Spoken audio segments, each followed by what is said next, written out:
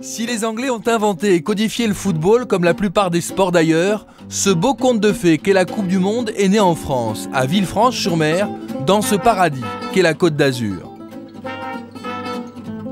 En 1928, l'avocat français Jules Rimet crée la compétition par laquelle le football est parti à la conquête de l'univers, ce tournoi devenu le spectacle préféré des hommes de notre temps.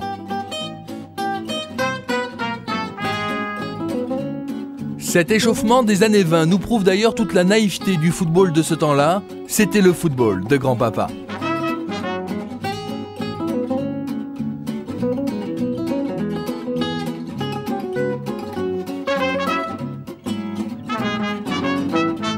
Le 21 juin 1930, jour le plus long de l'année, Jules Rimet embarque à l'aube à bord du paquebot italien, le Conteverde. Il ne peut s'empêcher de crier « Vive la France !» tout heureux que sa compétition internationale débute. Son rêve s'est enfin réalisé, en route pour Montevideo.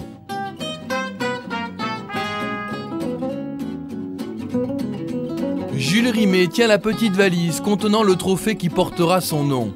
Une statuette représentant la victoire ailée au bras levé, taillée dans un bloc de 1800 grammes d'or par Abel Lafleur, un orfèvre amateur de football. À bord du navire qui s'éloigne de Villefranche-sur-Mer, l'équipe de France sait que la traversée effectuée en compagnie des Belges, des Yougoslaves et des Roumains va être longue, très longue. Mais quelle joie et quelle aventure pour les joueurs retenus.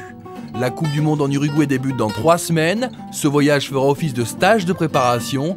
Il est organisé par Delfour, l'un des footballeurs les plus talentueux de sa génération. Ça a été une aventure terrible parce que automatiquement nous n'avions qu'un bateau pour pouvoir rejoindre, comment on l'appelle déjà, la Montevideo. Hein, il y avait que le bateau et alors automatiquement on est parti sur ce bateau, on s'est mis en forme et il y avait Caudron qui était le dirigeant de l'époque et il m'a dit « Momon, il faut s'occuper des joueurs sur le bateau, il faut les faire courir ». Et je suis devenu entraîneur déjà à cette époque-là. Mais c'était bien, mais on avait fait un voyage féerique, magnifique, vraiment. Et à un certain moment, on a fait un match au-dessus de la piscine, sur un mât, et avec les polochons, avec le polochon. Et là, il y avait Étienne Matler, c'était un qui rigolait beaucoup, mais il est quand même tombé dans l'eau. Hein. Au bout de 8 jours, les Français débarquent à Montevideo. Le 23 juillet 1930, ils ont alors le privilège d'être les premiers internationaux de l'histoire à disputer contre le Mexique une rencontre de Coupe du Monde et à l'emporter. Une victoire aisée, 4-1 face à une faible équipe mexicaine. Lucien Laurent est quant à lui le tout premier buteur. Ça s'est trouvé comme ça aurait pu être aussi bien un Mexicain. C'était un Français, tant mieux, puisque c'était la première Coupe du Monde. Tant mieux que ça soit tombé sur moi, quoi. Lors du deuxième match, les Français sont battus au stade Pénarol par les Argentins.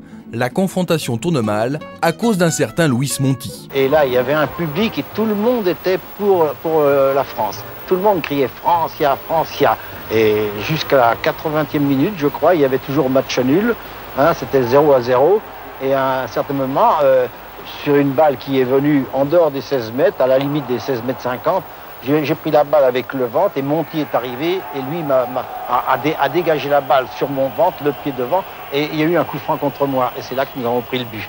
C'est là que nous avons pris le but. Nous avons perdu 1-0. Et ensuite, il y a eu encore des incidents puisque nous avons eu Lucien Laurent et Machino qui ont été blessés tous les deux en même temps avec Monti. Il y a Monti, l'arrière central, qui m'avait bien sectionné. Il a dit celui-là, il est dangereux, il faut peut-être que l'on l'élimine un peu. Je dis ça, moi j'en sais rien, c'est peut-être ce qu'ils se sont mis dans la tête. Et nous sommes rentrés au vestiaire, l'arbitre avait sifflé la fin, nous sommes rentrés au vestiaire, et d'un seul coup, il reste encore 5 minutes, on est en train de se déshabiller, il a fallu revenir sur le terrain. On est revenu sur le terrain, nous avons fait ces 5 minutes, et il s'en est fallu peu que j'égalise. La balle est passée juste au-dessus du poteau, c'était pas de chance, mais enfin, malgré tout, nous avions fait un bon match quand même. Les Uruguayens, déjà champions olympiques contre ces mêmes Argentins, l'emportent 4-2 face aux coéquipiers de Monti. Et c'est Héctor Castro, un manchot, qui marque le but libérateur. L'Uruguay est la première nation championne du monde de football.